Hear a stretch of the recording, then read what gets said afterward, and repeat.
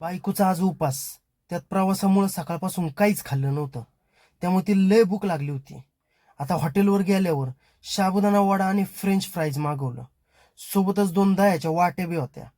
प्रचंड भूक लागल्याने अन्नाचा पहिला घास पोटात गेल्यावर जे समाधान दिसतं ना, ते तिच्या चेहऱ्यावर मला दिसत होतं.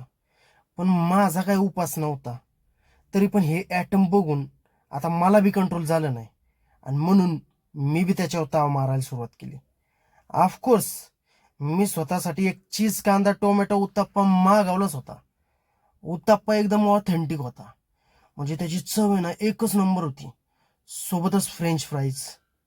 आता साबुदाणा वडा सुद्धा चांगलाच होता की चवीला.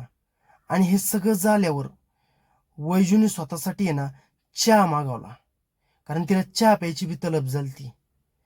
आता ह्या पोटातल्या भुकेची आग शमावून आम्ही दोघंही घरी निघून आलो.